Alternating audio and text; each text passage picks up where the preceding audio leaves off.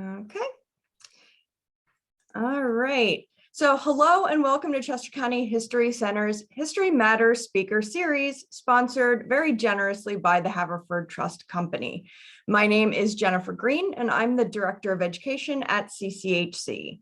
Before we get started, I'll just quickly go over some upcoming programming that we have in store for all of you.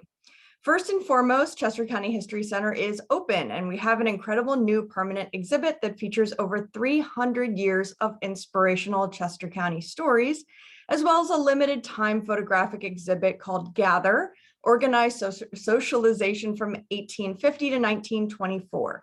From jinxed baseball games to lively town serenades, this exhibit demonstrates how these organizations interacted with their community through service, leisure, and entertainment. So we can't get around it. The holidays are coming up and they are upon us, and we have a lot of great holiday programming. If you like your holidays with a side of strangeness, author Matt Lake will join us for a virtual presentation on December 1st for Weird Christmas, a journey into the dark heart of the holiday season. On December 4th, the History Center will be hosting its annual holiday market featuring craft vendors and artisans, as well as our fundraising wreath sale. Or if you're in the mood for an outdoor walking tour, we have our holiday history stroll coming up on Saturdays and Sundays in December. And lastly, if you enjoy our programs, please consider becoming a member or donating to the CCHC today. Your support is so important to us. A strong membership base is the single biggest way for us to show grant funders that our community supports us. So please consider purchasing a membership either for you or for a loved one as a gift. And I will include a link to purchase a membership online in the chat box. For tonight's presentation, we ask that you use that chat box for any questions you might have for our speakers, and we'll address them at the end of the program. So it looks like we have almost everyone here. So I would like to introduce our speakers today. Robyn and Michael Hodgson have been together for nearly 20 years. They have 4 children and 3 grandchildren. Robyn is a freelance journalist and adjunct writing instructor, and Michael is an occupational therapy assistant. Both share a passion for history and photography and traveling the back roads exploring historic locations. They believe that each house contains a story and hope that many of the homes they discover can be saved from the wrecking ball.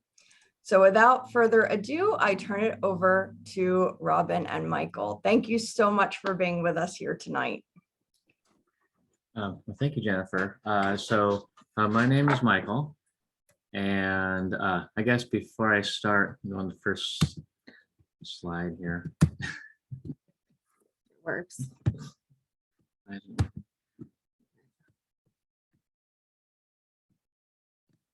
Okay.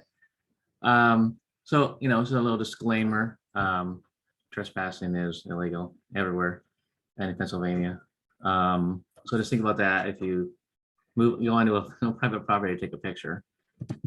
So the question that we really thought of, when we wrote the book, and that we think about all the time when we're driving the back roads is wondering about these stories of these houses. So, have you ever wondered about maybe a house that you grew up near, or maybe one you see on your way to work, why it was abandoned? And so there are lots of different reasons, and we really just touch on them just briefly in the book. When you have people will sign over sometimes their houses in order to become approved for Medicaid, Medicare to move into a nursing home. And then those houses may sit for a long time until they become condemned and eventually demolished. Environmental reasons. One example can be houses that are built in a floodplain, and then eventually they can't be resold, and nobody will live in them, so they just sit there. And they can't be moved, or they're too expensive to move. We have loss of industry. This often leads to, depopulation or people moving away, which affects churches, small businesses, schools become closed. This also affects the tax base. Financial. as when you think about like the recession, when people lost their homes, they would have to, in some cases, take what they could on their backs and leave. And so the houses become full of their belongings that just remain there. Okay, so I have to, no, of course I can't, so we have to move this. There we go. All right, now the focus of our presentation, of course, will be on a lot of historical homes. And many of these historical homes become abandoned due to financial reasons because they are more expensive to upkeep. But then they also get sold to developers who then let them fall into neglect. It's a term called demolition by neglect. I know many people probably in the audience have heard of this term. And the definition, which by the University of Pennsylvania, is when an owner with malicious intent lets a building deteriorate until it becomes a structural hazard and then turns around and asserts the building's advanced state of deterioration as a reason to justify its demolition. We find this often, and that's also why a lot of times you will see cookie cutter developments with a historic abandoned house sitting in front of it, that they're just allowing to remain open to the elements so that they can eventually bypass historic designations and get it condemned and then eventually get it demolished. And so I'm going to talk about some abandoned historic homes that exist around the suburban Philadelphia counties. This one is one that's not in the book, that's in the background there. It was one that we actually found after the book had already come out, but I think this one it's near Norristown Hospital. So this is one of our favorites, and this was called Serum Farm, and it was in Delaware County, but actually back when it was originally constructed, it was actually Chester County at the time, because many of you know that Chester County and Delaware County actually split.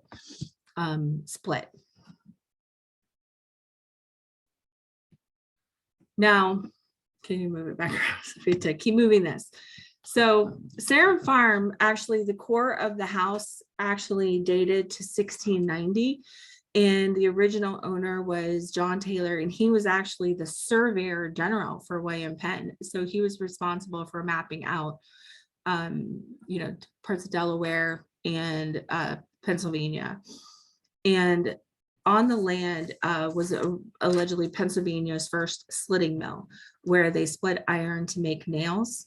And consequently, this led to England enacting the Iron Act of 1750, because England, of course, was upset about the colonists creating their own goods, because they wanted to, of course, tax the colonists. After the Taylor family had the property, the house had some medieval elements, or different elements that had changed many times. It then was owned by the Wilcox family, and they actually manufactured the nation's money on the property in the 1800s. The house had more than 40 rooms. It was a gentleman's farm. So it was Georgian style. Later on, there were Victorian elements. And at the core of the house, the oldest part, it was post-medieval elements. So this is inside the house when you first, one of the side entrances. And this is, I think it's a Georgian winder staircase, box winder staircase. And this is actually a quote from Mary Sue Boyle. This quote is not in the book, but I paraphrased much of her research. She's a Chester County resident, and she is a National Register of Historic Places consultant. She's wonderful, and I had interviewed her for the book. And this is a quote from her research on this property. And she said, "This was the only style of English architecture in the colonies from 1607 to 1700, when the population had grown rapidly to 220,000. She's talking about the particular style of the oldest part of the house. Only a few of these remain of the thousands originally built in the colonies. And this core is an even rare occurrence in the middle colonies, predating 1700 Georgian architecture. The remaining post-medieval English houses in the United States were mostly masonry and exist today due to continuous use for over 300 years. I put that link, if you Google Serum Farm and then her name, and I think it's Thornberry Township, you can find actually like her full research too, if you want to read more as well. This is a picture of, I think this is the parlor. I wish she was able to join in too, of the parlor of the house. There are other pictures in the book. We didn't of course put them on. You have to have some stuff if you want to see in the book. There were random things that were left throughout it. It really was a time capsule. It was one of the most beautiful, magical houses that we have ever been able to see.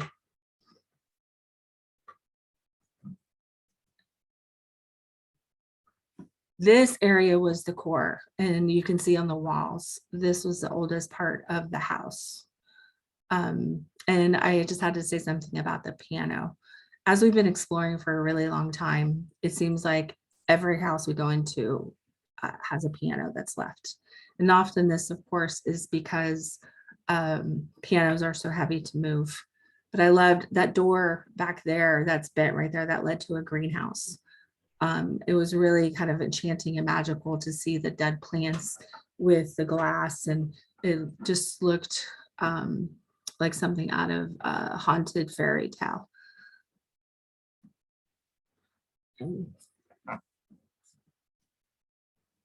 And this, you can see all the peeling, the peel going on. Often in these homes, there's a lot of asbestos and lead paint.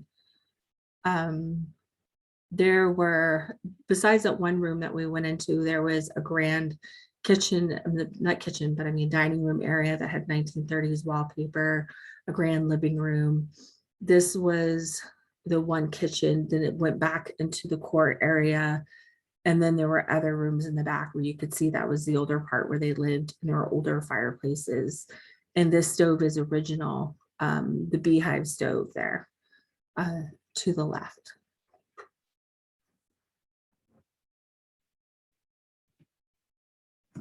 Underwear tycoon, Michael, my husband's going to take it over about this. This was a find that we found unexpectedly. So this is Gruber's Edgewood Mountain mansion. It's a 6,000 square foot house, 8 bedrooms, 8 fireplaces, built in 1834. When we found it, it was already basically gutted for the most part, other than like the stairs are still there and some other things, and it was slated for demolition. It was demolished shortly after we got to explore it. It was originally it was the home of Joseph. I have it right there. Yeah. Gruber. Yeah.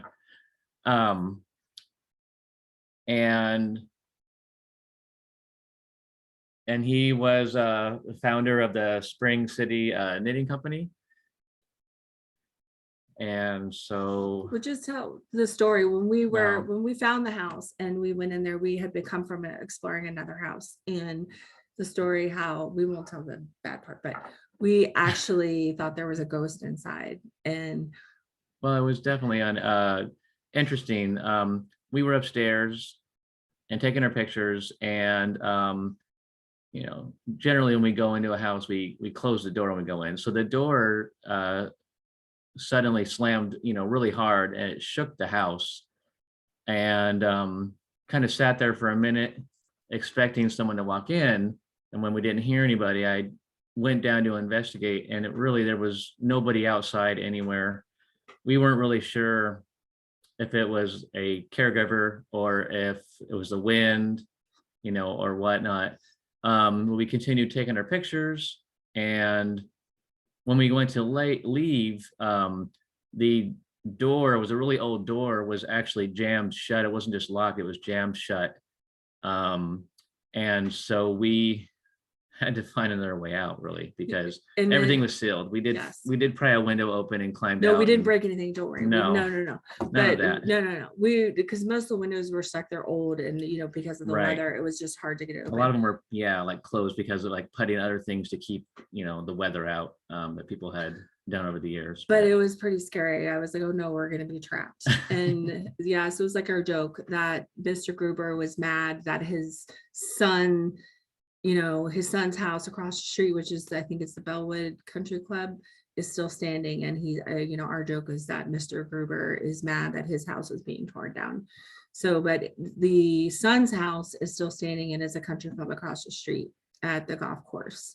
But I forgot to say about Serum Farm because I got nervous. Serum Farm was actually torn down. It was demolished, and it just broke my heart. And it was torn down by the Toll Brothers. I'm sure many of you have heard about that. They are threatening some development, I know, in Chester County right now.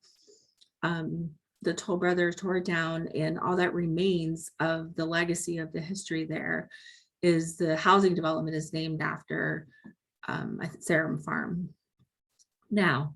And it's just crazy to me that also where they had made the nails during the Revolutionary War, actually they stopped making the nails and they ended up making munitions for the Revolutionary War in that same mill. So yeah, so it's a lot of lost history there.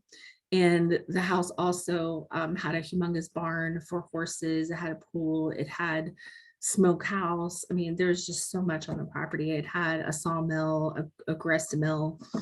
It was an incredible piece of history that has been lost. So this right here, this neoclassical revival mansion was demolished in 2016. So I did want to pause for a minute just to give you all a break to take a couple of questions before we resume. If anyone wanted, maybe take like 3 questions from the audience, and then we'll continue. Robyn, we did have some questions in the chat. Okay. I don't know if you would like to read that or if you'd like me to read Can it you aloud read to that you. for me? Sure. Yeah. So Bryn asked, are these homes protected somehow, i.e. have developers not fixed them up and sold them for an amazing, or how have developers not fixed them up and sold them for an amazing profit? Okay, many of them, even having National Register of Historic Places, like even having that, it does not protect the house. We found that out, which is pretty shocking. We've actually explored our house and then found out later, which is shocking because we're like, oh, this house is so derelict. The doors are busted open. Because we've never, of course, broken anywhere. Like the house is like busted open. We've asked, can we go see this house? And the neighbors are like, oh yeah, there are people going in and out of there, drug addicts. And then we come out, find it later that it's on the National Register of Historic Places. And we're absolutely shocked that it is. So it's no protection at all because it was sold. And then a developer bought it and has been doing that on purpose, not protecting it so that, by leaving it open to the weather, by allowing vandals to come in and steal like the wiring and the copper, because when that stuff also gets taken out, it's more likely to get destroyed and not, means that it's harder to renovate, because when you take out all that wiring, and then people are stealing valuables, things like that. Well, also there's a lot of houses that you'll see they're abandoned that are owned by like power companies. Yeah. Such as like where we live here near the dam on the Susquehanna. There's a bunch in the southern part of the county. And other industries might buy up an old farm and build a factory, and then there's the old house there, and it'll just be sitting on the property. Those are other examples. Yeah, and also historic farms, like a farm might be sitting on 100 acres. So then now Big Ag is buying the farm, but they're letting the house sit and rot while they still farm the land. That kind of thing. And then, well, to answer the question too, why developers don't fix them, it can be a lot of reasons. It can be because of the liens and taxes, the cost of restoring them. They might consider it too great, maybe. They really need the pressure, and yeah. it has to be, the public has to stay on it and catch the house before it gets, they have to put the political pressure on the municipalities to force them to stay after the owners to keep up with it, not just mow the grass, because there'll be houses that are trash, but the grass is being mowed, but the inside, is not being taken care of in the black mold. So we did include one that is about to be demolished. It's in Kennett Square. That's not in the book, but we found recently that I thought your viewers would find interesting. So is there another question? Yeah, and I think you probably answered this in a roundabout way, but Joanne wanted to know, how were you able to gain access to these homes? Did you work with the developers, etc.? We try to ask permission as much as possible, and we don't if a house is wide open, it would be maybe the only time where we would maybe something like that. Often you can talk to a neighbor, and then they will help you find out how you can get a hold of someone to see something. Okay. And Matt from the Warminster Historical Society asks, Robyn, do you ever find items of importance that you have ever searched for family to return these items? Oh, that's a really good question. We, what was it? We have up north. What was it? Double wedding. Well, we've had friends who have we have a friend who found $10,000 in cash in an abandoned photographer friend of ours in Canada. And Wow. He actually found family members and got it to them, because I think the owner had died. And so he got it to other family members. We were in one house, farmhouse in the mountains, and it was funny. That place was you would never think it had anything in it, but it did. It was all busted out windows and shabby looking. And then the owner showed up, and I was like, oh, we're working on a book. And we had cleaned it because it was all messed up from vandals. And we found old family photos in the mess, and we gave it to the owner, and he was, my husband gave it to him, and he was really happy. But it was a double wedding picture of his great aunt and uncles or something like that. Yeah, but other than that, no. A lot of times, but if we have found anything like jewelry or veteran flags, we try to hide it in case family members come back from try to hide it from thieves and we things try to like keep that, it away, from so that people that any will kind of take it. thieves won't find it. But often a lot of that stuff is already stolen. Because like I said, because if we're going in something and it's already busted wide open, that means a thief has already got in there. Yeah. Right. Yeah, they've thrown things around looking for valuables already. Yeah. Okay. Well, if anybody else has any other questions, pop them in the chat box, and the next time we have a pause in the presentation, I will be happy to ask.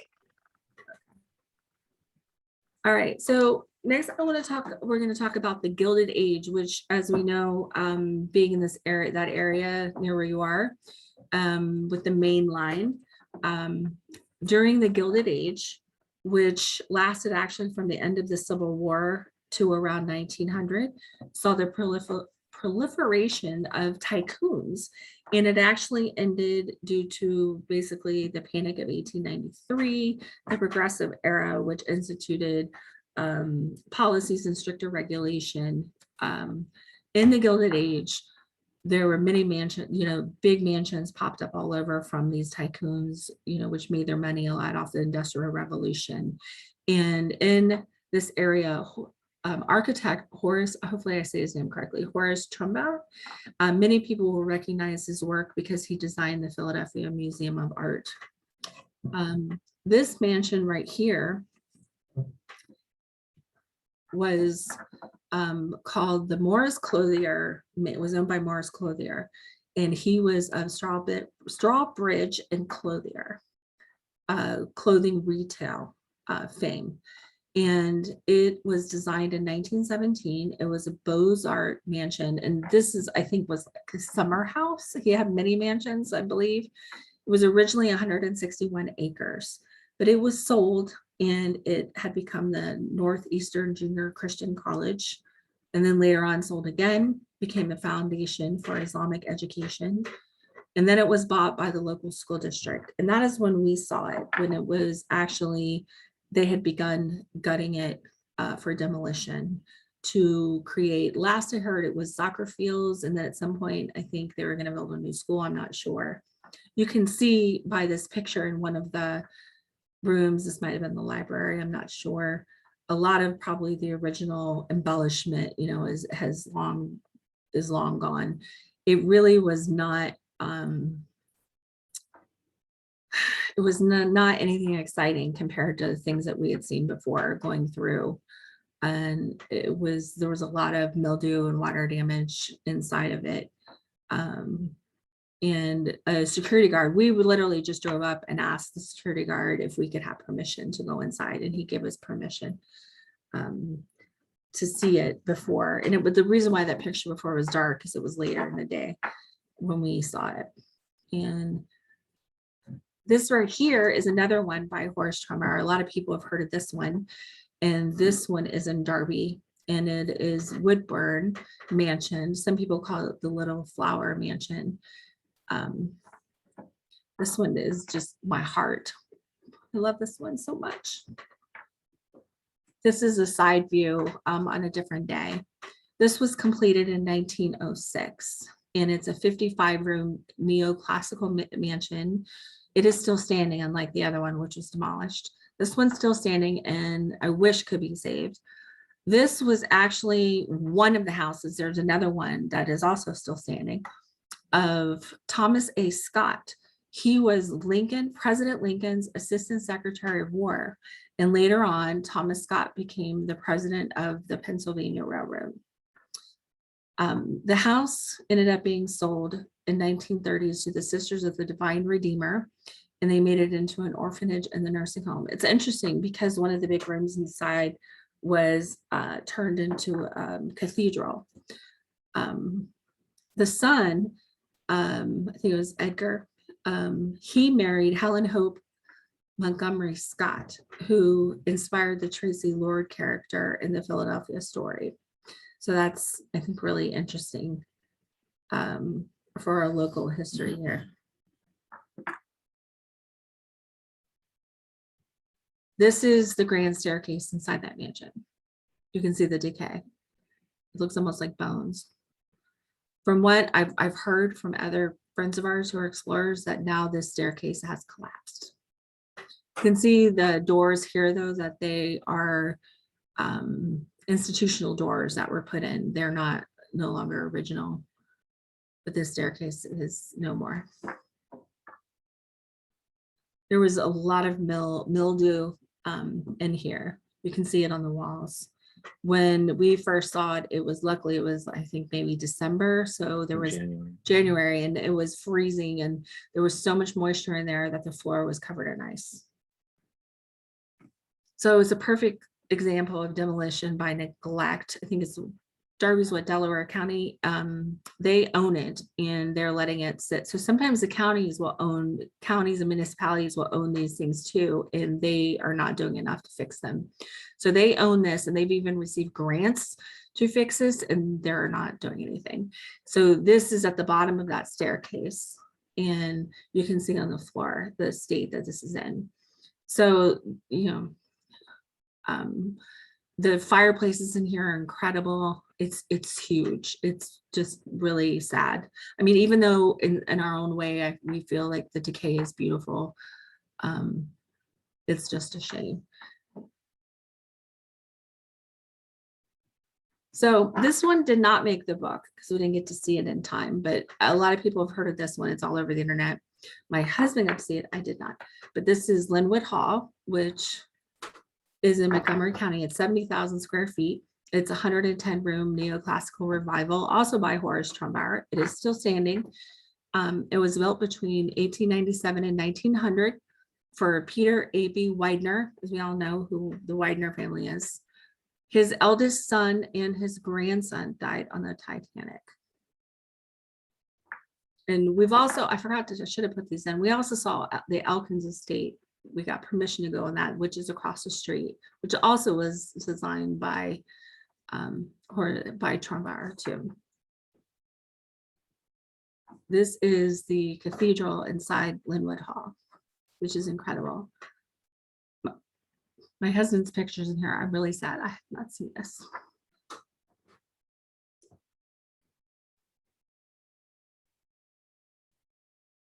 Now, this is the house that's on the cover of the book, and this is in danger of pretty much imminent demolition. Also demolition by neglect. It is owned currently by a developer. And this is in Bucks County.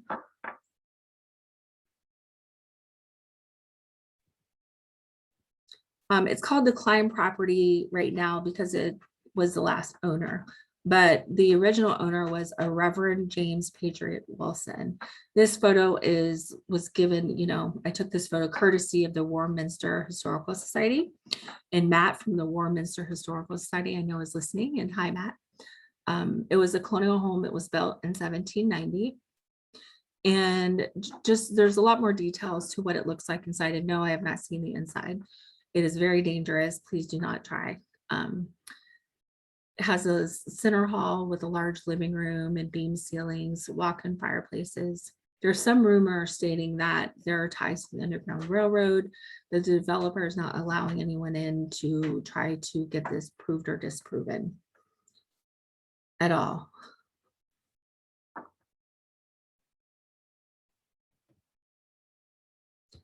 So I'm going to show a little bit about just some languishing historic houses.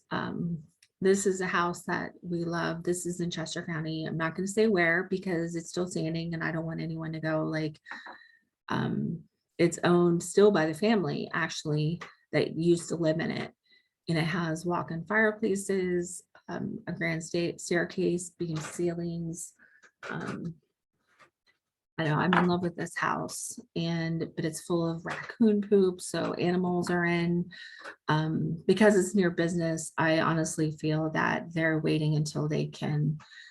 I have not looked up history prior to the current family that owns it yet, so I'm not sure on its history going back, which I need to do. I need to find out more about this one, but I don't know, something about it. I love it. This is a Chester County house that might actually be demolished already. I'm not sure. It's literally being demolished for a parking lot.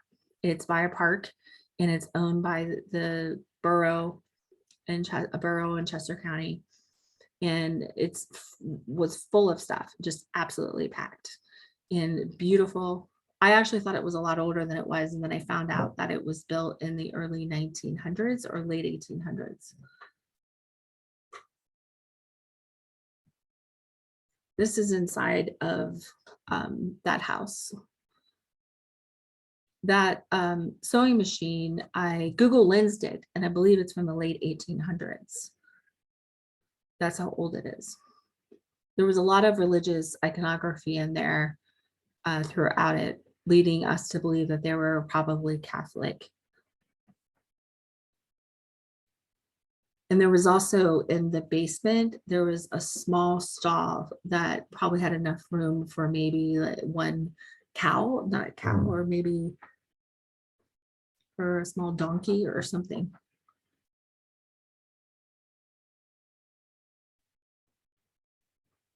This is downstairs in that house.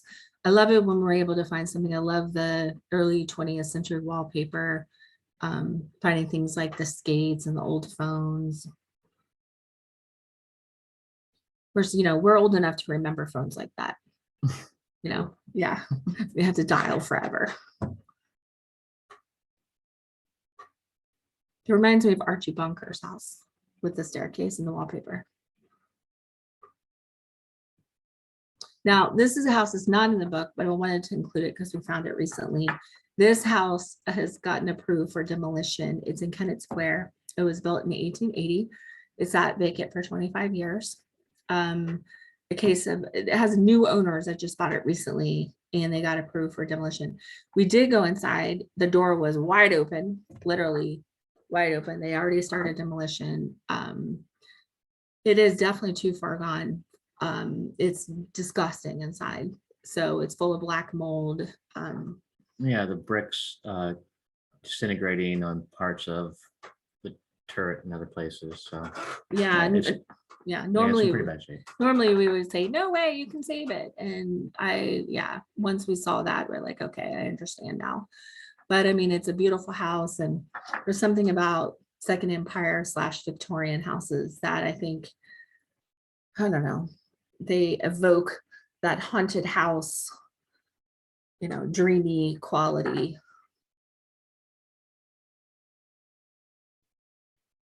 Now, this is a house that is in the book that I did not look up the history of, and I'm not sure if this is still vacant or not, but I saw a post online that this used to be a stagecoach inn. And if anyone in the audience knows, I would love for someone to tell us, because I don't know the history of this. And this is Chester County. I think it's on what, 100? 123. 100. It's on The the corner. Is it 10 and 23 or 123? It's 123. Yeah, on Route 100 and the corner of Route 123. So anyway, I would love to know the background of this. I don't know. I just always think it's so pretty every time I pass it by.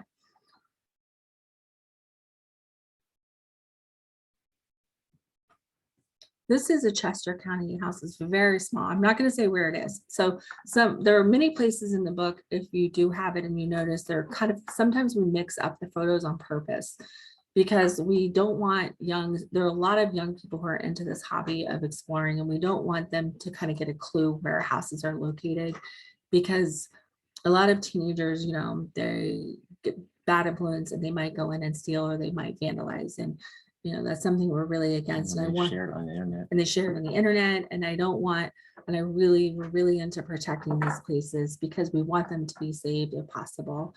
And besides, it's just, to me, it's like these were somebody's things and they're special. So this is just a really small house that had 2 small little bedrooms, but it was full of all these little things from like the 60s, early 60s and early 70s. With the decay, and it just made it really interesting to see, old hair dryers and razors and things like that. I don't know anything about the history of it.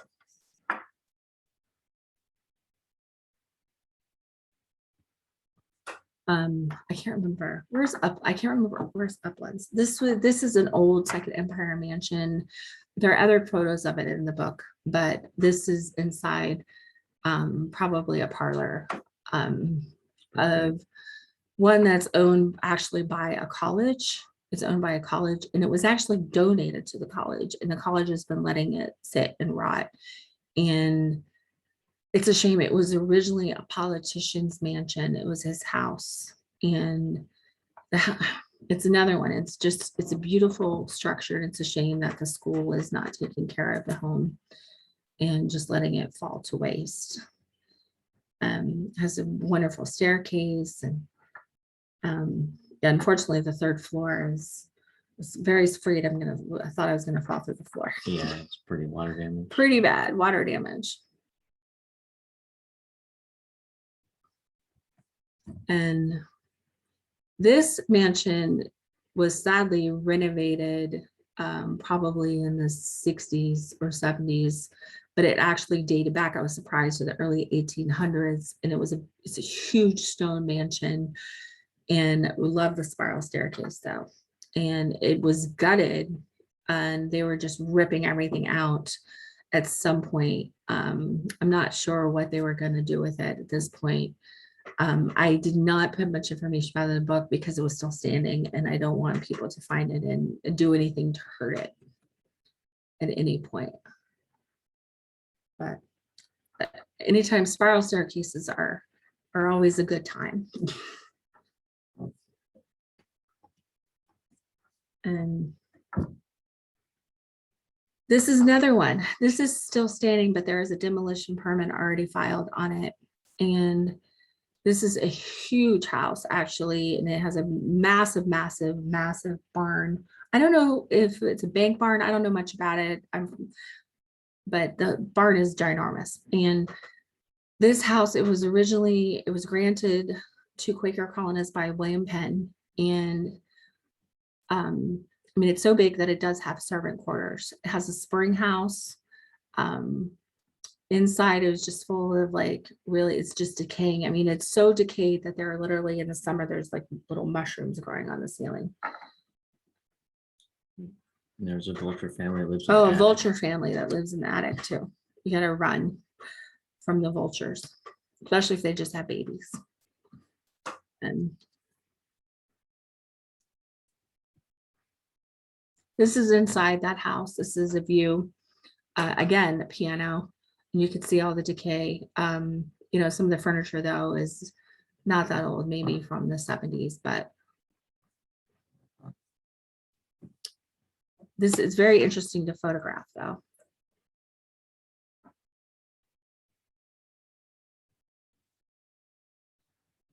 Now, coming to this part, I wanted to share also though, that if we have many, many more photos, and that if I wanted to save some time for questioning too, but if anyone wants to see more of our photos, you can see them on social media. My account is at Morning Reveries, and my husband is at Doran Helix. And our book is that Abandoned Pennsylvania Ruins of the Dream. Online, I saw that from Arcadia Publishing, it's right now it's out of stock, but it is available online from Barnes and Noble, Target. It's available from Amazon. We also do have some personal signed copies that we can mail for $29 if it's in the US. And below the chat box there, I have an email if you want to email me, or you can contact me on Instagram, and we can figure that out if you would like to do that. And so I found this quote, and it made me think of like why my husband and I love to explore these houses. It was a mistake to think of old houses, as being empty. They were filled with memories, with the faded echoes of voices, drops of tears, drops of blood, the ring of laughter, the edge of tempers that had ebbed and flowed between the walls, into the walls over the years. Wasn't it, after all, a kind of life? And there were houses, he knew it, that breathed. They carried in their wood and stone, their brick and mortar, a kind of ego that was very nearly human. So I want to now take some questions from the audience. Okay, I do have some questions that popped up along the way, and I'll go ahead and read those out to you if that's your preference. So Karen says or asks, are you ever concerned in entering these mansions of getting hurt? Example, something falling on you, a floor giving way, etc. Yes, Yeah. sure. What you thought about when I saw. Yeah, well, we're definitely take, caution when we go into place. If it's not well lit, we have flashlights, and we do check carefully. You can usually feel if a floor is weak. And there's lots of other signs if it's structurally really scary. And there's times when we've, looked into a place and decided not to go in because it was just too far gone. Plenty of those. There is one up in northeastern Pennsylvania that we had went into. It's up around the area where houses, old farms were taken by eminent domain to build the dam up there that was never built several years ago. Near Bushkill. Yeah, and up in the Bushkill area. And so we were on the same floor, because we usually stay on the same floor.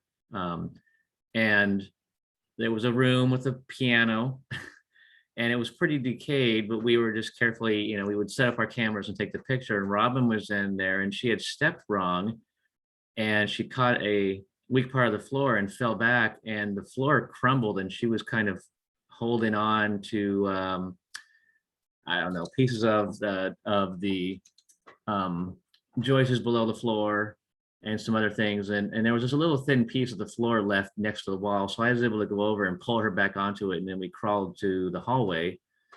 That's the only time we've had anything like that happen in all these years, but it was pretty scary. I was basically hanging backward, but my upper body was hanging lower than my legs. My legs were higher. Yeah. Yeah. And the piano was like about to go down on top of me too, into the basement. So Yeah. myself and the piano were about to go down. And I don't know how I weigh more than him. And somehow he pulled me up on this thin strip. And Adrenaline. it was adrenaline, definitely. And my legs were black and blue. And I've gotten a concussion because I'm not from the north, and I was running up a hill of ice and I slipped and fell on the ice, and my whole face was black and blue. And it was this up face. I have a scar up here. Yeah. And she still finished all her pictures. that I still day. kept going. And Nope, that was one of two. yeah. I still kept going, and then went to the ER later. Yeah. And That's dedication. yeah, and I was bleeding, and I just took my scarf off and wrapped my head up. And yeah, I kept going. Yeah, we were 6 hours away from home. So we were in New York. We were at an abandoned resort in upstate New York that I had wanted to see for years. So I was like, I'm going, dang it. But anyway, yeah, it's definitely scary. And we had an acquaintance we know, she died actually near Philadelphia. We're not into the drain stuff, but she was taking photos in a drain and the water rushed in and killed her. So yeah, and so it's very dangerous. And we know people who have died like taking photos from roofs and things like that, and which we would never do. I mean, we own a house and have grandkids and things like that, so we try to be as careful as possible, and we wear good shoes and waterproof, and and I definitely have learned to wear like jeans because the sticky things, like they stab you, but I definitely still get cut, and we look at them as war wounds. It's fun. Sounds like it. It is to crawl through the dirt and asbestos.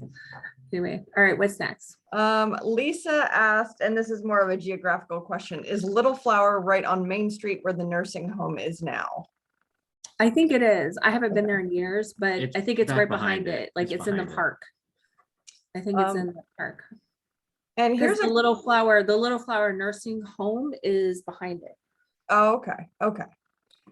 And here's a question I think I can answer, but Robert wants to know if I would like to learn the status or history of a longstanding abandoned mansions. Are there resources you'd recommend? Well, Robert, I would recommend your local historical society, but that's just me speaking about the Chester County History Center. But Yes. Go ahead and now that I've gotten my promotion done. I have to say, yes, the historical societies are great. I have to say, though, that our next book is going to be in Maryland, but then we're going to do another one in this area because we've actually found a lot more. And there are a lot of photos that didn't make it in this book. And we've also photographed, of course, a lot more since this book came out. But I feel like Maryland has easier access to historical records than Pennsylvania does. So that was kind of a stumbling block for us with this. But historical societies are great. Putting in the address in quotes and then putting like historic next to it is one thing that I do when I search things like that. There are lots of little different tricks that I do, even doing regular Google searches. You want to do a deed search on the whatever the county register of deeds, like the everything, find a grave. There's all the different avenues that try to go through it. It's a long and winding road to find information about one house. Yeah, but I do think it makes it more heartbreaking a little bit to know the story of the house. It does. In a way. And I think if everybody knew the stories of these houses, maybe they would be less likely to be neglected. It's hard because sometimes we find a house and I know the story, but I don't want to put it online on my Instagram because then I don't want kids to find it and then go vandalize it. So there are a lot of houses we do know the stories of, but I don't share them because I don't want them. And then I am a journalist. And I could use my ability as a journalist to write stories on them and put them in newspapers, but I don't want to do that, So it's a double-edged sword because I find abandoned houses from newspaper articles. Mm-hmm. And I know, does it make sense? So it's a difficult line to walk. Mm-hmm. you know, Mhm. to protect them, because you want to protect them, but you also want to get the word out. Yeah. John Matt asked, is there any way to purchase the light fixtures in these houses? I know there That's- are salvage companies that will go Yeah, in. no, but some of them are not good. They're unscrupulous. There's actually literally like people have stolen from Linwood Mansion, have gone in there and stolen and literally have sold them to these salvage companies that are selling them illegally. So you have to be careful. Gotcha. You can get them if a house goes up on auction. It's one of the Yeah. things we Or talk when about in it's the book. demolition, yeah. Yeah, and so houses get auctioned off, like in estate auctions, which is another reason why houses sit abandoned. If they're sitting to be, auctioned, but then it never happens for several years. We've seen places that we've been inside and taken pictures of for years that have auction signs up that have never been cleared out. Mhm. Right. And so, but that's how you can get those things. If you look up estate auctions, those things will be sold there and you can probably buy them that way. Or contact the owner, but if someone steals Yeah. the fixtures, the problem is that also leads to them being downgraded and more likely to become demolished. Yeah. Because they lose their worth then too. Mhm. If someone did want to buy them and renovate it, which there is an incredible mansion that we've seen. It was originally a mansion and it was turned into a tuberculosis sanitarium in New York. And Zelda Fitzgerald, as in Fitzgerald's wife, Zelda, she was institutionalized there, as was, oh my God, now I'm having a brain freeze. Clooney's,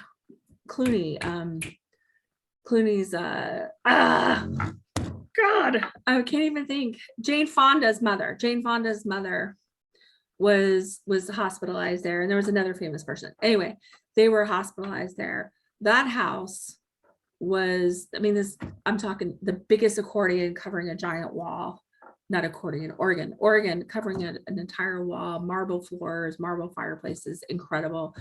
And this place is now being saved, and it's sat empty forever. If someone had went in there and stolen stuff, because if someone wants to renovate it and put it up to the having the original light fixtures, you can't replace that. Mhm. Mhm. Things to the era. I just had a request if you guys could go back one slide to your contact info, Oh, sure. or sorry, 2 slides, I guess. Yeah, that's fine. Somebody just wanted you to bring that up again. And so we can leave that up while we go on to the next Yeah. question. Let me move And this they should be able to, but they're not. there just in case there. Yeah. Okay, go ahead. So Linda says she took a class that focused on homes built by Trumbauer given at our local community college by a historic architect. Have you explored others of his in the Philadelphia area, and will there be more in your second book? Well, definitely the second book would be Maryland, but then the next one would be another one focused more just on like this eastern region of Pennsylvania, and it would definitely be Linwood, because Linwood's not in this one. So the next one would have the Elkins estate, which was not technically abandoned when we went. It was just vacant, and we got permission from the sisters who owned it. The nuns who had owned it. And that one also is being saved. It's being turned into some kind of resort. So we've been in that one. Not anymore. If she knows of any, please let me know. Contact me. Tell her, let me know. But no, I know there are some up in New England as well. Okay. Linda asks, where will you be looking in Maryland? I live in Towson and would be interested in seeing what ones you visit. I assume, would these pop up on your social media? In Maryland, we've been Okay. in lots. In fact, like the one that's right up on the top of my Instagram right now is Maryland. And the second one in is Maryland too. We've been all over Maryland, and Maryland's one of our favorite. Maryland, We're Virginia. so close to it down here. We're in Lancaster County. We live in Lancaster County. Yeah. I love Maryland. We get all over, not just the shore, all over. Is a great place. to go. There are a lot of historic mansions. There are beautiful farms there to see. Yeah. So I assume if somebody knows of one, they can contact you and give Sure. you the heads up. That would be great. I Oh, yeah, appreciate we'd love it. to go take it. Absolutely. Yeah, or if anyone even has an old house that they would like us to come document, that would be great. I would love to do that. We would be happy to. Excellent. Mhm. Tabitha asks, have you ever encountered squatters or other dangerous people in these abandoned buildings? Well, remember, we ran into a scrapper. Yes, yeah. Well, we ran into a scrapper once at an abandoned hospital and it scared the tar out of me. We were at, it's an abandoned psychiatric hospital for children in Maryland. And we were kind of outside and all of a sudden he walked up, he had like his big giant bag. A big military duffel bag full Yeah. of copper. And he'd been going there for years. He was very scrawny looking. It was almost like something out of like a steampunk movie or something. I don't know. He just looked very rough and rugged. So we kept our distance. We probably stood about 15 feet away from him. No, we were down, So- yeah, and we were taking some photos in Maryland recently, down in Baltimore. And my husband was out because we're working the Maryland book. My husband was outside and I was like, honey, you need to get in now. Because the guy started creeping toward him and he had a gun like in his pocket as he was. Several people. Yeah, we were down in West Baltimore doing pictures of just to get that old part of town. And yeah, several times there were people walking. You could see their Glocks like hanging out like the back pants. And we're like, well, let's go to a different street. Yeah, we'll come back later. We'll come back to this We'll one. go to Yeah. a different day. And then, well, and we definitely like abandoned church. Like one time we were trying to go into abandoned church and then there were a bunch of drug addicts that had then taken it over once they saw that it was open. And that's the problem is that when in the cities, when there's are abandoned churches, usually if it's like explorers, like they'll hide like an opening, but then like kids find it, like they will then make an opening like where other people can see it. And then once like, you know, more criminal elements find that opening, and then if it's seen in the neighborhood, then that's when it starts getting destroyed. Mhm. And then what happened is the sellers or whatever, they then moved in and they took it over as like their base of operation. Because this church was incredible and we were trying to take a friend to see it and it was like, well, you're not going to see it. Yeah. We're leaving. Hmm. So that kind of stuff. You know, we ran into someone, I remember once I had a gun like walking around also an abandoned psychiatric hospital. That was years ago. Yeah. And I was like, oh, let's get out of here. Safety Yeah. first. Yeah. Usually, most of the time, we don't encounter people because we usually go pretty early. Yeah, go We're early very, birds, very early in the Yeah. morning. and yeah. so we're usually the only ones there, which is nice. Yeah. That helps. Yeah. Yeah. Luke wants to know, do you ever find abandoned graveyards? Yes.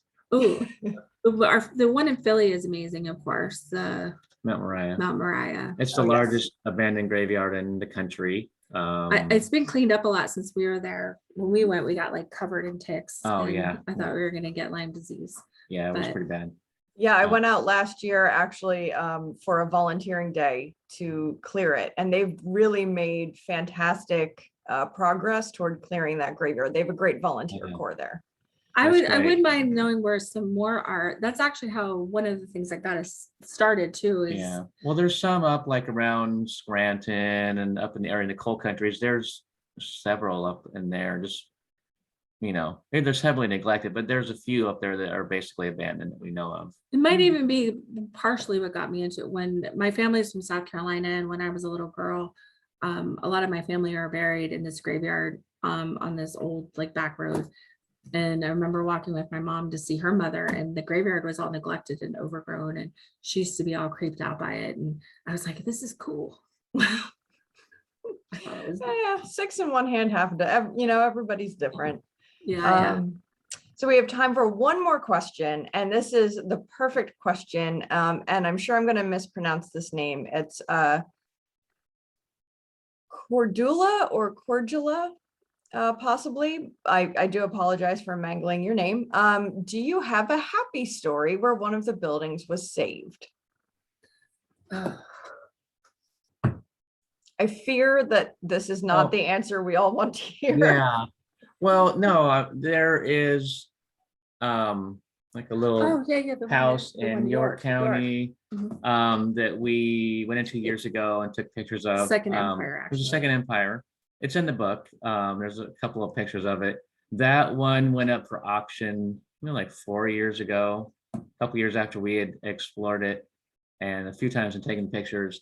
And it was sold. So there's a family living there now, and there's been a lot of work done to it, repainting and renovation on the end. They renovated the inside because it was pretty decayed a lot on the inside with the horsehair plaster falling down. But that one is, and there's other ones too. So there's another one on Route 1 that we've been into several times, taken like model friends to take pictures of it Oh, too. It's yeah. got nice light. And the last time we drove by it, we could see that This there this were- one got saved. yeah, Is that from your book? that's Yes. the one in York County. It got Okay. saved.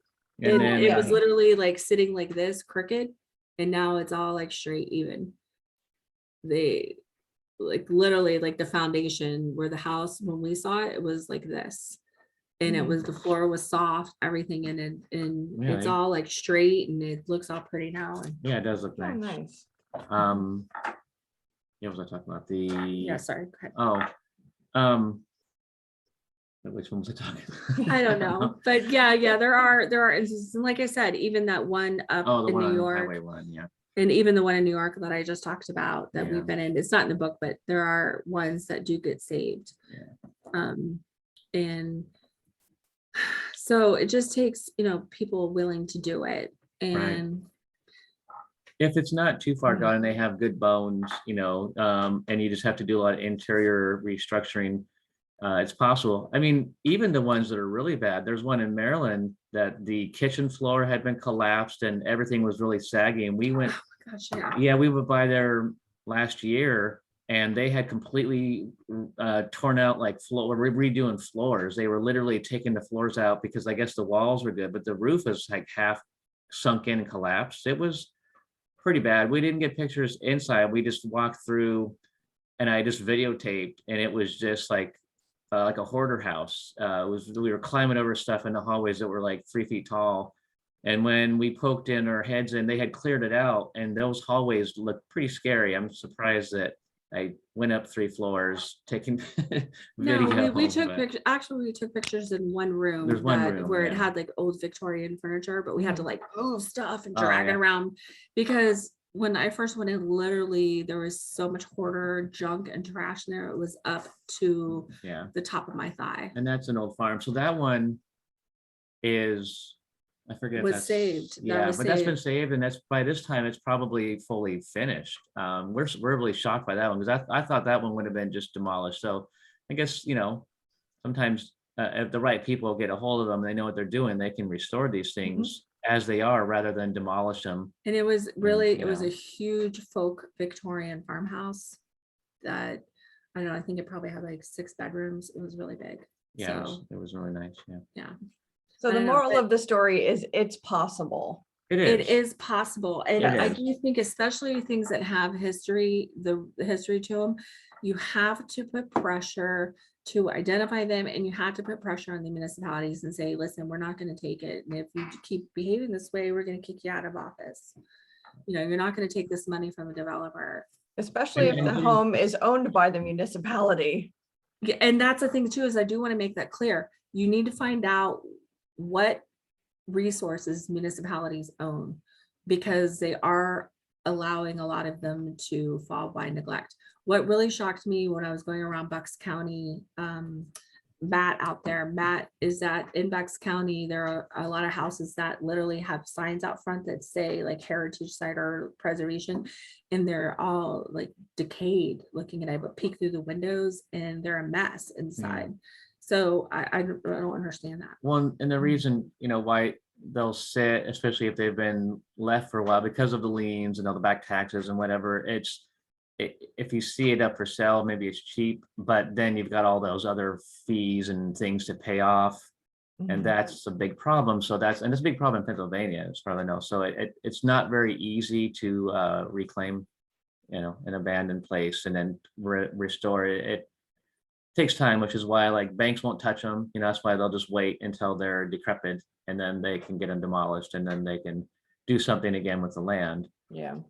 So yeah, there's not a good process for returning these houses back to being living homes. We have to make sure also that the municipalities are passing laws where people can buy them and get the tax liens taken off, which would be a really big help also. Yeah. So that a regular person can afford to do it Great. as well. Well, thank you. It's 8:05 and we don't want to Yeah. use up too much more of your time. Thank you, everyone. Thank you. But I want to Appreciate thank the generous sponsor of our speaker series, the Haverford Trust Company, for making it possible for Robyn and Michael to join us this evening and for making all of our lecture presentations possible. The presentation was recorded and I will send out the link to that video sometime in the next 24 hours. So look for that link. It's going to be a private YouTube link and that will be active for 7 days. And after that, we will take the link down. If you have any questions, the contact info for the Hodgsons is on your screen right now, but you can always feel free to email me and I will forward your question to them. So thank you everybody for supporting Chester County History Center. Thank you, Robyn and Michael, for doing all the good work you do to support these historic buildings. And we'll look forward to your Maryland book. Yes, thank you. All right. Good night, everybody. Good night. Night.